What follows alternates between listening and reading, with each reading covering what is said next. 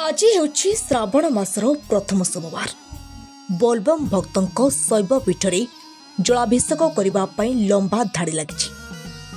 ପ୍ରତ୍ୟେକ ଭକ୍ତ ନିଜ ନିଜର ମନସ୍କାମନା ପୂର୍ଣ୍ଣ କରିବା ପାଇଁ ବହୁ ଦୂର ଦୂରାନ୍ତରୁ ଖାନ୍ଦ ପାଣି ଭାର ଧରି ଖାଲି ପାଦରେ ଚାଲି ଚାଲି ଆସି ଶିବଙ୍କ ମସ୍ତକରେ ପାଣି ଢାଳନ୍ତି। ଆଜି ସହରଠାରୁ ଗ୍ରାମାଞ୍ଚଳ ପ୍ରତ୍ୟେକ ଶିବ ମନ୍ଦିରରେ ଭିଡ଼ ଜମୁଛି। सोरडारे थिबा बहु पुरातन शैवपीठ बाबा पंचाननଙ୍କ पीठरे आज शह शह भक्तों भिड़ जमी। यह शैवपीठ होउछि प्रभु रामचंद्र वनवास समय यह स्थान रे 5 गोटी बालुकारे लिंग स्थापन करथिले, जहाँकि रामायण रे वर्णित होइछि। तेणु अधिकांश भक्त एठाकु आसथांती पानी ढालिबा पाई। ऋषिमाला पर्वतरू किए पानी आनिछि तो किए ब्रह्मपुरु पानी आनी शिवंक मस्तकरे ढालिछंती। दीर्घ 50 रु अधिक किलोमीटर दूर दूरांतर अतिक्रम कर भक्त माने खाली पादरे चली चली आछंती। बहु बाधाविघ्न हेले मध्य बाबांको नाम धरी बण जंगल दे अंधार राति आछंती भक्त।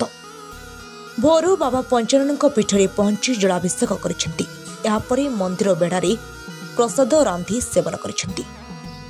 भक्तंको शांति श्रृंखला दर्शन करबा पई मंदिर प्रशासन और पुलिस प्रशासन सबु प्रकार व्यवस्था करछंती। किछि बदान्य व्यक्ति मध्य बोलबम भक्तों को अन्न प्रसादर व्यवस्था करछंती। किछि भक्त मध्य ऋषिकुल्या नदीरू पानी उठाई शिवंक मस्तकरे ढालिछंती। ऋषिकुल्या हेउछि गंगा जमुना ठारू 1000 वर्षरी बड़। तेणु एही नदीर पानी ढालिले कोटि पुण्य अर्जन हुए। बहु भक्त वर्ष वर्ष धरी व्रत रखिछंती एवं सेमानंक सबु मनस्कामना पूर्ण होइछि बोली कहंती। शंकर स्वाई कोठो पानी धरला कोठो आछ केते किलोमीटर बाट अतिक्रम करके शिव पीठ पहुंचला। आज्ञा हम आसीलु पत्थर पुंज गाँव रु आस्कारू पानी उठेलु। पानी उठेगिरी टाइम हैला 10टा अतरे पुणी रास्ता रे मुंड मोरे रे टिके रेस्ट कलु। पुणी मझिरे गोटे कोन गाडा गाडा नुआगड़ सेठी टिके रेस्ट नेलु।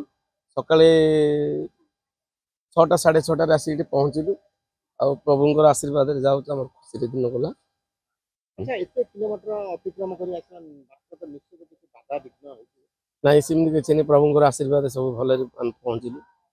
ए गोड़ को टिके प्रेशर होते दूर रास्ता बस एटा प्रथम पाळे आगु को आउर 4 पाळे अछि। आज्ञा हमें 4 पाळे जिबु। कोठी कोठी जिबा पई बोली मनस्थ करछन। ए अछि हमर झाड़ेश्वर गोटे अछि, गोपालपुर अच्छी, नाथेश्वर अच्छी, गोटे जुमुनागिरी 4टा अच्छी। शरीर को कष्ट देकी एते परिश्रम करके ठाकुर मत पानी ढालिया द्वारा कोन किछि फल मिले बोली भाबुछन। हां आज्ञा एटा तो हमें अनुभव करिछु। थरे एमिति ग्रह पड़िथिला से ग्रह मुक्त होइथिलु। एतिबे टिके इच्छा हला उतरे। केते वर्ष होला पानी उठौ जो प्रत्येक वर्ष उठुचंदी पिला माने। केते वर्ष होला मिनिमम गोटे 8-10 वर्ष ला उठुचंदी। बसंत कुमार पात्र ग्राम हूँ बैंगनबाड़ी ब्लॉक हूँ कुकुड़ाखंडी। जलाभिषेक आज्ञा कोठो पानी उठेले एवं केते रास्ता अतिक्रम करके आम आस्कारु पानी उठेलु। आउ एटा तो हूँ 40 ना 42 किलोमीटर जो कष्ट आसु तो प्रभुंकर इच्छा आसला बाटे रास्ता खंडे विश्राम नेलु।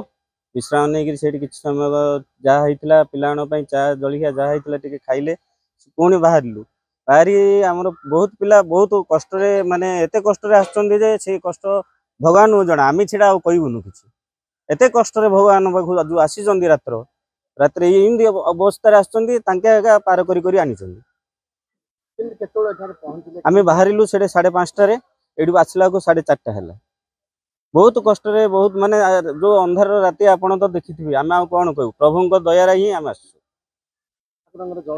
हाँ जल अभिषेक जम आसु नहीं प्रभुंक तो तुम सब यहाँ आम बर्तमान आसिलु न। यहाँ 20 वर्ष है आम जल अभिषेक चली आठी आसला बहुत खुशी अच्छु। आ बहुत आमर जेती अच्छा भाई बंधु समस्त बहुत खुशी अच्छा।